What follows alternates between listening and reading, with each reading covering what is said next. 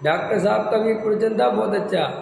हम क्या समझते हैं, कसाय की मंदता में शुभ भाव होता है और कसाय की तीव्रता में अशुभ भाव होता है कि नहीं। तो उनने बताया था कि कसाय की तीव्रता में भी शुभ भाव होता है। बता था, याद आ गया कि भाई ये क्या मतलब है। बोले आपको मोटा मोटी जो पढ़ाया जाता है वो ये पढ़ाया जाता है कि कसाय की मंदता में शुभ भाव और कसाय की तीव्रता में अशुभ भाव। बोले लेकिन ऐसा नहीं है, कसाय की तीव्रता में शुभ भाव होता है, कसाय की मंदता में शुभ भाव होता है। समझ आए, ऐसे कैसे कह रहे हैं। तो उनने घटित करा था कि दोनों तरफ से घटित करके बताओ। एक आदमी है वो शांति से मंदिर जाता है और शांति से बिल्कुल दर्शन करता है और शांति से बैठ जाता है, ठीक है। तो बोले ये कैसा शुभ भाव है, कसाय की मंदता वाला। समझ में आया, पीछे कर लिया दर्शन, पीछे मिल गए तो पीछे ही से कर लिया, सामग्री मिल गई तो मिल गई, नहीं मिली तो कोई बात नहीं, भगवान का प्रचार मिल गया तो मैं कोई बात नहीं। और एक दूसरा है बिल्कुल दौड़ के आता है और चाहे कुछ हो जाए, प्रचार हो चुका तो भी धोती बदल के उठा के कपड़े कैसे भी करके करता है। समझ में आया, और वो करता है, बस उसको सामग्री चाहिए, आगे खड़ा होना है। तो बोले ये कैसा शुभ भाव है, तीव्र कसाय वाला शुभ भाव। किताब तीव्र कसाय क्यों, क्योंकि आकुलता बहुत है करने की। है तो शुभ भाव लेकिन करता बहुत आकुलता से है, तो वो क्या है, तीव्र कसाय वाला शुभ भाव, जिसे अपन बहुत बड़ा समझते हैं।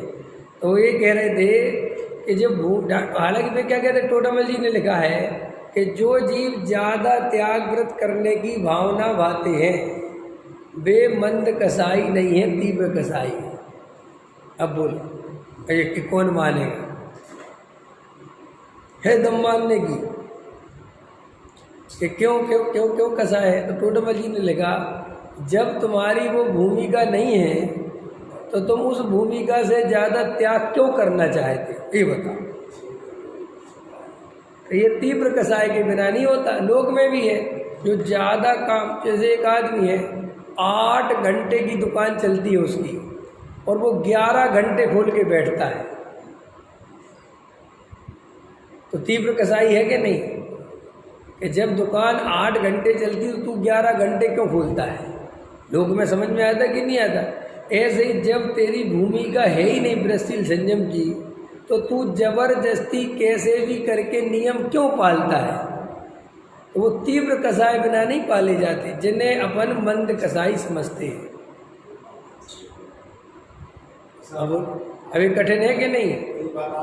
दान देता है तो मैंने बाप पैसा आपको दान देगा तो क्या है, जिस पे पैसा है वो दान दे रहा है तो उसको क्या नहीं, दान अलग चीज है। आपको बताया था, क्या बताया था, ये जो दान भी देता है और ये करता है वो करता है, तो दान की कुछ तो पैसा है तो वो देगा ही ना। हाँ देगा ना, तो उससे क्या दिक्कत है, क्या उसमें क्या आपत्ति है।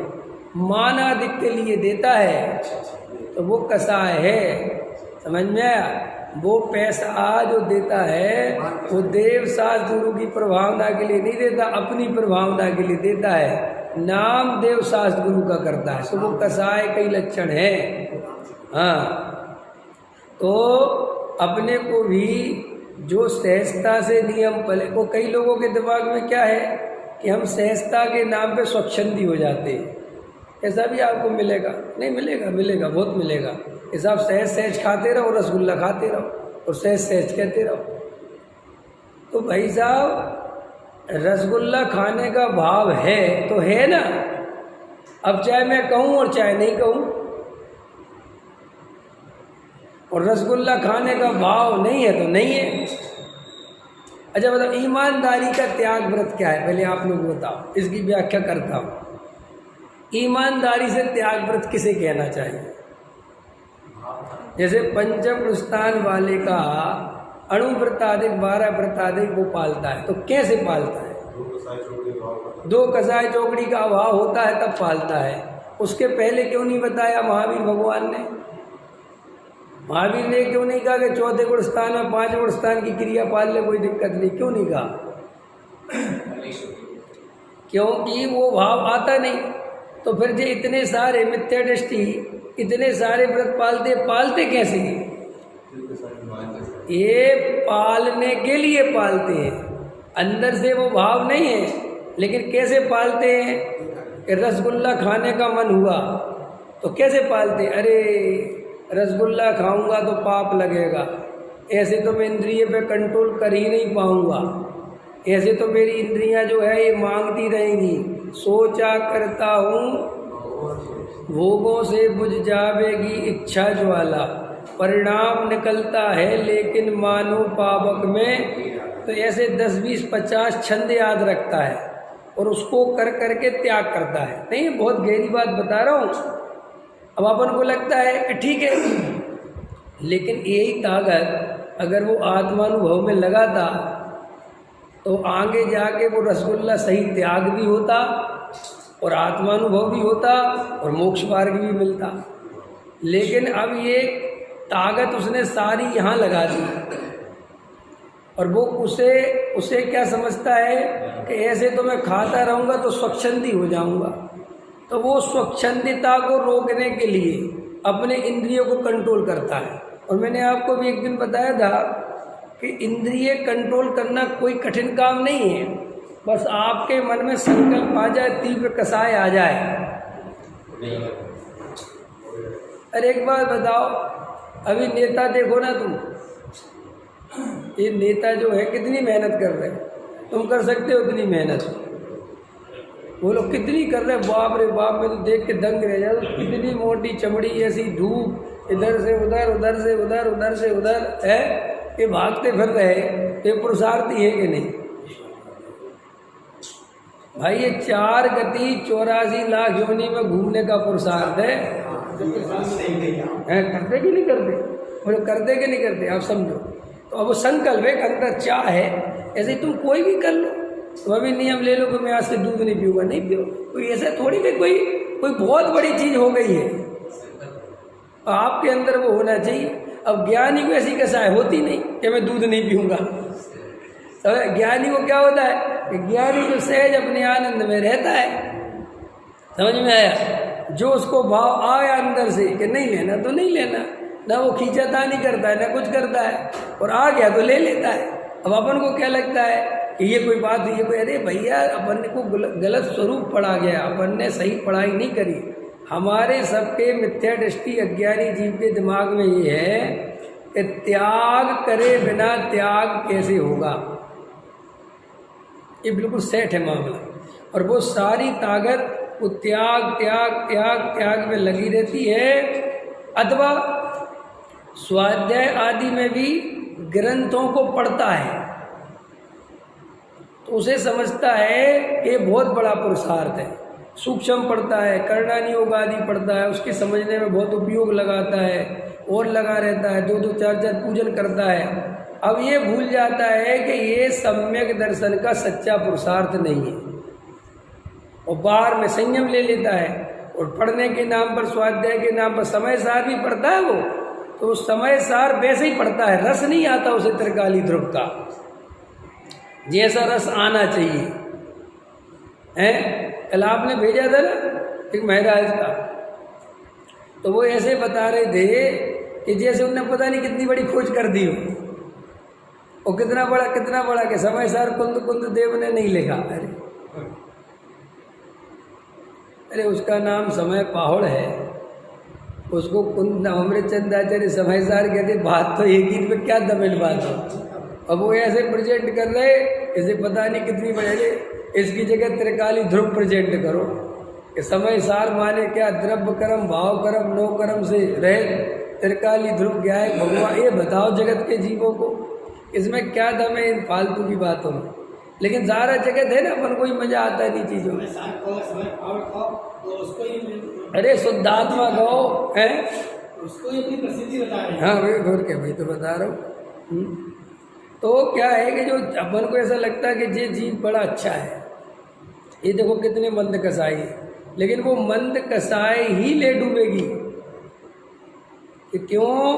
कि वो सारी ताकत, जैसे देखो हमारा कोई सहजता से त्याग नहीं होगा, तो हमारी ताकत वहाँ लगेगी ही लगेगी। नहीं समझ में आया? अब आपके पास 1 किलो ताकत है, या तो आप आत्म तत्व में लगाओ या त्याग व्रत में लगाओ, और त्याग व्रत आत्म तत्व के बाद होता है, और आपने आत्म तत्व के पहले ही वो सारी ताकत काय में लगा दी? त्याग व्रत में। तो गारंटी से आपका सम्यक दर्शन रुक जाता है। आपको लगेगा ये कैसी बात करते, उससे तो फायदा होता है, कोई फायदा नहीं, क्योंकि वो जो कसाय की मंदता थी, या तो उसको आत्म तत्व में लगाओ या तुम्हें दर दर पूजा। अब जैसे आप ही हो, मान के चलो उदाहरण दे रहा हूँ, आप लोग 1 घंटे पूजन करके आते हो, 1.5 घंटे, तो थक जाते हो। आप लोग कहोगे ऐसी कैसी बात कर। अब आपके कारण क्या है कि आपकी दिनचर्या पूजन के लिए जैसी होनी चाहिए वैसी नहीं। आप मंदिर तो आ जाते हो 6 बजे, और घर में रात को जागते हो 12-12, 1-1 बजे तक, और आपको 6 बजे प्रक्षाल करने की पहले पड़ी रहती है। जब घबरा ना नहीं। अब आप 6 बजे आ गए तो वो नींद तो पूरी हुई नहीं। अब नींद पूरी हुई नहीं, अब 6 बजे से वहाँ खड़े हो, लगे हो, सामग्री बनाओगे, जो भी काम है, फिर वो करते करते तुम्हें 8 बज जाएंगे। अब तुम्हारी जितनी एनर्जी थी वो तो सारी वहाँ लग गई। अब तुम बैठते हो प्रवचन में, तो प्रवचन में वो फ्रेशनेस नहीं आती फिर। लेकिन आपको ज़्यादा अच्छा माना जाएगा, बोलो माना जाएगा कि नहीं? क्यों? कि आप कहोगे हम तो 2 घंटे पूजन करके आए, लेकिन आप जो 2 घंटे पूजन करके आए हो, उसी से अब आपका स्वाध्याय में मन नहीं लग रहा है। इसलिए जो पूजन में आते हैं उनको जल्दी जाने की पड़ती है, क्योंकि थके रहते ना शरीर में, और फिर 6 बजे से लगते हैं तो भूख भी लगाती है, समझे? भूख लगाती ना। तो अब ऐसे ही बृहस्पति संयम में लगाओ कि जो शक्ति तुम्हारी तत्व विचार में लगनी थी, वो शक्ति तो तुमने काय में लगा दी, बाहर की क्रिया में लगा दी। और वो क्रियाएं सर्वज्ञ देव ने पहले ही बताई थी कि भूमिका के अनुसार गुणस्थान बढ़ते हैं तो होती हैं, और हमने तो गुणस्थान के पहले ही कर दी। तो फिर क्या हुआ कि वो शक्ति लग गई, और फिर अकेली इतनी बात नहीं होती। मिथ्या दृष्टि होने के कारण फिर वो बृहस्पति संयम से प्रशंसा मिलती है। तो प्रशंसा मिलने से क्या होता है कि फिर वो भाई साहब और लुटता है, फिर वो चढ़ जा बेटा सूली पे, भला करे भगवान, फिर और मजा आता है। समझ में आया कि नहीं आया? ये पूजन भक्ति में ही तो होता है। कोई कहते आप तो बहुत अच्छा पढ़ते हो, आपकी आवाज़ बहुत अच्छी है, तो क्या होता है? फिर और जोर जोर से गाता है, हैं? ऐसे होता है। तो देखो अपने को समझना चाहिए। मैंने ये जो मंद कसाय में तो मैं आपको ये समझा रहा था कि आपको बहुत से लोग ऐसा प्रश्न करेंगे कि साहब सहजता सहजता करते रहो, खाते पीते रहो, मस्त रहो। तो खाते पीते रहो ना, तुम खाने पीने पे क्यों अटके हो? हमने साथ में ये कहा गहरा तत्व विचार करो। तुम अच्छा भोजन करो और 2 घंटे गहरा तत्व विचार करो। वो क्यों नहीं करते? खाली ये रोटी छोड़ने को धर्म क्यों मानते हो? नहीं समझ में आया? जब चौथे गुणस्थान का नाम ही असंयम गुणस्थान है, थोड़ा खतरनाक है अभी। चौथे गुणस्थान का नाम ही असंयम है, तुम जबरदस्ती संयम लेने की सोचते ही क्यों? ये बता। ऐसा वैसे में तुमको संयम नहीं लेना, क्या फता जाएगी?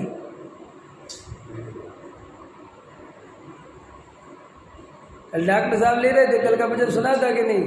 सुन लिया था, डाल दिया था मैंने ग्रुप पे कि भाई श्रद्धा 1 मिनट में पलटती है और चारित्र किस्तों में चलता है, किस्तों में।